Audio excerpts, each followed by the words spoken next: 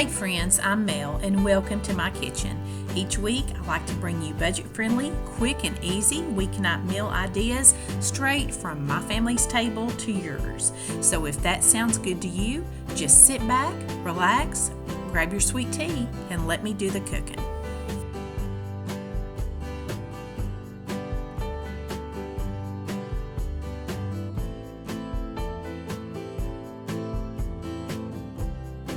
We're going to start this week with the frozen burrito casserole. This is so simple. Just using a bag of frozen burritos, any variety or kind that you like, some enchilada sauce, cheese, and green chilies. I just start out by spraying a casserole dish, then you want to arrange your burritos into that dish. Sometimes I'll pre-bake them to get them a little bit crunchy, but tonight I didn't even have that in me. I'm just going to put them in here like they are and top them and go with this. Once you get them arranged, just going across it with a can of enchilada sauce. I'm using red because that's what I like. Feel free to go with green. Then I'm taking some green chilies over the top. Going to use an entire little 4-ounce can on top of these. Then you're just going to top it with the cheese of your choice. I'm using some cheddar, and I had a little bit of Monterey Jack left that I just put on the top, just mainly to use that up. And I do like the contrast of color that it gives too. Once you get this all put together, you're just going to cover this with aluminum foil and bake it in a 350-degree oven for about 45 minutes. That is all there is to this recipe. I saw my friend Valerie make this a long time ago. I will link her channel for you. But you know, this was a week where sometimes we care a little too much, and I was about to burn myself out. Had a lot of things happening behind the scenes that have had my mind just going in circles a little bit. We always give grace and take it easy on other people, but sometimes we tend to be hard on ourselves. I had to stop comparing myself to everybody else and give myself some grace and tell myself no. It's okay to take a break. It's all right to take some easy nights. Everybody has to do it. I try to keep it very lighthearted here. I enjoy life and I like to laugh. But I also think it's important to be honest, and I know I'm not the only person that feels this way. So if you need to tell yourself no this week and give yourself some grace. You have my permission. Okay, friends, tonight we are making lasagna soup. I made this for the first time about 3 months ago, and we absolutely loved it. And I made half of the recipes. Actually, I had 2 recipes I kind of went by. One of them was Pioneer Woman's, and I can't remember what the other one was, but you actually could cook your noodles in the soup in that one. So I just kind of took the best of both of those and did my own thing here. But I pretty much followed some of those recipes. So anyhow, I did like half of it. And it was plenty for us. It was plenty. We even had some leftovers. I had a big 28-ounce crushed tomato and then like a 6-ounce tomato paste. And I just used half that. So what I did, so yes, I made this. Looks like March 17th of this year. I put that leftover tomato paste and the rest of those crushed tomatoes in this bag. And I put it in the freezer. And I just put this in some tepid water in the sink and let it thaw out while I was browning up my hamburger meat. And you can probably see I may have let that go a little bit too far. But anyhow, I just saved it because I just knew we were going to love this, and we did. So far I have used 1 pound of ground beef in here that I have browned up. Didn't have a whole lot of fat in it, so I didn't really worry about it. That's just going to be extra flavor anyway. And then I just threw in some of those frozen diced onions. Now I'm going to throw in a couple of little spoonfuls of some minced garlic. And let's just let that saute just a minute here. And then we're going to add in 4 cups. This would be like one of the big cartons of broth you get. I think it's 28 or 32 ounces. Y'all know my math is not that great. But we're going to put some broth in here. And the recipes I looked at last time said chicken broth. So that is what I used. But I made a mental note that I was going to use beef broth when I made this again. Because really, you're using beef. Why would you not use beef? You're wanting lasagna flavors. You know, that just made sense to me. So I'm adding in this big 4 cups of beef broth. And I'm going to go put my apron on as soon as I get done. Who do I think I am? I'm going to be covered. But these were just a little bouillon pack. Now I'm putting in petite diced tomatoes. This is a 14.5-ounce can. And you do not want to drain any of the juice off any of your tomato stuff. So now I would put in 14 ounces of crushed tomatoes and about 2 or 3 tablespoons of tomato paste. And I'm just going to try to real carefully get this out of this bag. That's what I had frozen in here. I love to get everything used up and not waste a thing. Now we're going to go in with some Italian seasoning. If I'm remembering right, this recipe called for a bunch of different seasonings, and they're all in Italian seasoning. So I just threw in about 3 teaspoons of Italian seasoning. Then we're going to hit it with some salt. Then let's give this pot a little bit of pepper. And I don't remember doing this last time, but I am just going to put just a smidgen of sugar in there since we're using all this tomato. Now we're going to get all this mixed in and sort of let it come up to a simmer. And then we'll just cover it and let it cook. About 20 or 30 minutes. And I will be sure and put a link down in the comment. I'll probably put it in the first little comment. And I'll try to stick it in my description box too. For the video for a few months back when I made this, in case you didn't see it. Because I went back and looked at that video. And there is some good stuff on there that you will want to see. And it's when we made those slutty brownies. Oh my goodness. Now, since then, on the slutty brownies, we have found they really do better if you spread it out in a 9x13 instead of trying to do it in the 8x8 pan. That way, the brownies do get a little bit more done too. So, there's that bit of information for you. Okay, let's get that up to a boil. I've got some tea over here I need to make, and we'll be right back. Hey there, friends. Just wanted to hop on here for a minute and see you face to face. Seems like I've been doing a lot of voiceovers here lately, and I like to get on here and tell you face to face every week if I can that I appreciate you. I never take for granted that you're here watching my videos every week, and it really means the world to me. And I love interacting with you. So if you would like to see a little bit more of just the daily things, give me a follow on Instagram. It's very relaxed and laid back, just like today. My makeup's wore off, you know, my lipsticks wore off, my hair's a mess, I'm all mismatched, got home from work and cooking supper. But on Instagram, I can just jump on and share with y'all just things that happen in the spur of the moment. And I love that so much. So you can look forward to lots of things like updates on the rabbits in my yard. Sometimes I'll show you my wind chimes, the weather, me sitting on the front porch swing, telling silly stories. I really don't live a crazy life, but I love to share it with. So anyhow, I hear that soup getting to boiling back here. Let's take a look.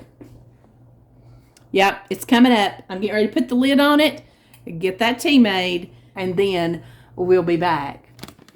I almost forgot to show you guys the best part. You know, the best part about lasagna is all the cheese in there. And we're going to make a little topping that you actually serve on top of your soup. And it's like the cheese, but you just put it in there and then it kind of melts down as you eat it. But we're going to use about a cup, a little over a cup maybe, of mozzarella cheese. Then about half a cup of Parmesan. I'm going to use this one right here. Shake that in. Whoop. A little crusty part there.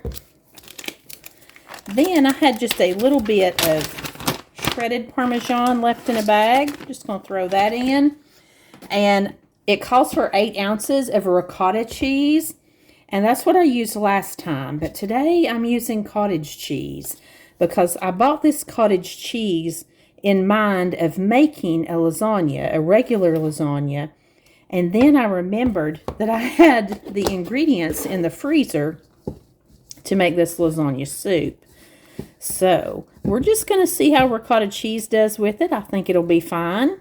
But I'll just get this combined, all stirred together, and I will just stick it in the refrigerator until we are ready to eat. Okay, I'll have to say this for it. It looks a whole lot heartier with the beef broth. I hope I didn't mess it up because it was delicious the last time we had it. But I don't think that'd mess it up. Look at that. That looks good. Now, I have just had this cooking here about 15, 20 minutes. Now, I've got this just cut down a little bit. And I've got some oven-ready lasagna noodles. This is the Dollar Tree or the Dollar and Quarter Tree brand now. And it says to use about 9 of these or 8, I think. And I've got like 8 in this package. So we'll see. But I've got another one over here just in case. And what I do is I just break mine off. Now, if you can get your hands on some of that little pasta that looks like little miniature lasagna noodles, that is be so perfect in here because you'd have the little ruffledy edge on each one. Whoops. But what I do is I just break it back and forth on each side. Watch your eyes. This stuff flying around. I just kind of go back and forth because I want to try to get a little bit of ruffled edge. You know, nobody just wants a piece of noodle that looks like that. You want it to be pretty in your soup. This is a quick soup, and it has so much flavor. I held off on trying this for the longest time because I just could not understand how you could get lasagna in a soup and it be good. But this is delicious. And a lot of times I will use a little bit more noodles than it says because I like mine to get kind of thick.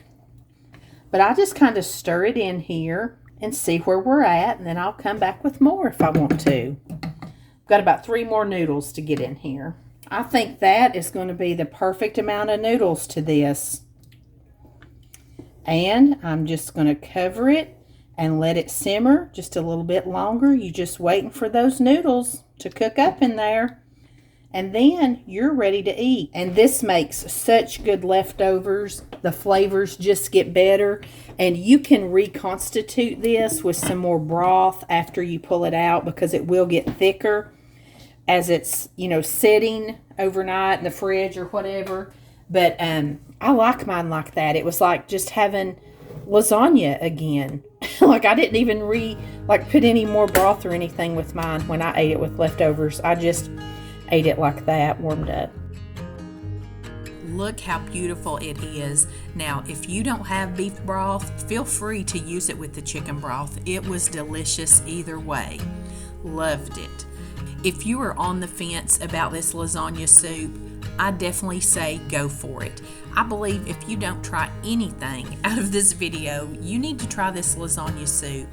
I am hooked on this. It was so good, and it just gets better as it sits. I'm ready for fall, but you know what? I can eat these soups year round.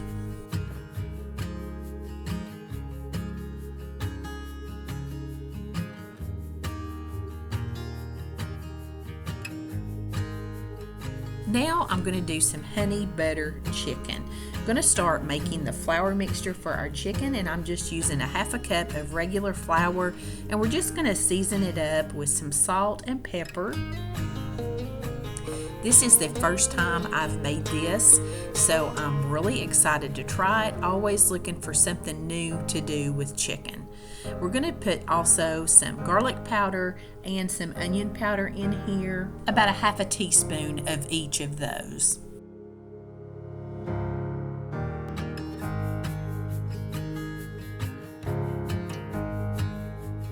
And then I'm just going to kind of mix all that in together.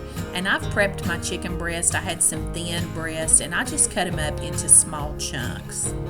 And I'm going to do this just like I do my squash. I'm putting a lid on this bowl and I am just going to shake it. You want a very light coating on this when you fry it. Definitely don't want a bunch of extra flour just to get gooey. So in my skillet I have melted just a little bit of butter and oil, and you see how I am using a slotted spoon to sift any extra flour off of this chicken. And I should have used my larger skillet because my chicken could have used a little bit more room, but this was fine. And you just want to brown it up really nice. You want to make sure your chicken's, done, but the flour gives it this pretty brown coating, and when you get it to your liking, you're just going to take it up out of the skillet. Now we're going to make a sauce, and when I read the recipe for this, it said this would have kind of a wonky kind of smell, and it did at first. But you use about 5 tablespoons of butter, and then I'm using 1/3 of a cup of honey. And you want to get all that kind of melted and mixed in together. And I guess what gives it really the strange kind of smell is, the vinegar that you're putting in, about 2 tablespoons of vinegar. And I did go a little bit lighter with mine because I was leery. And then it called for soy sauce, and I have been out of soy sauce forever, and I've just been using Worcestershire. So I used a little under a tablespoon of that. You're going to let it reduce down, and kind of that vinegary smell will begin to cook out of that, and it's going to get really gooey and sticky, almost like a caramely type feel or texture. When it gets to that point, you're just going to put your chicken back in there and coat it. And I will tell you what I forgot.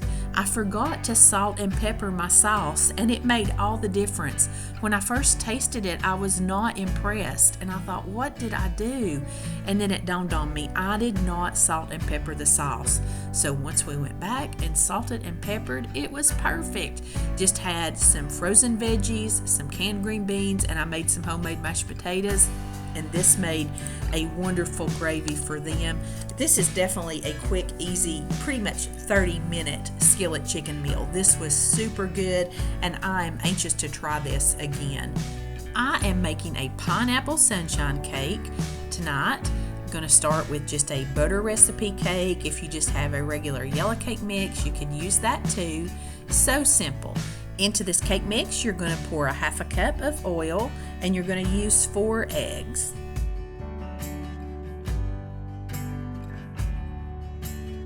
And I have a 20-ounce can of crushed pineapple, and you want to use half of this can in your cake mix, and you want juice and everything. You don't want to drain it. And you're just going to mix this by hand. You don't even have to get out a stand or hand mixer for this. Just going to mix this up really good by hand.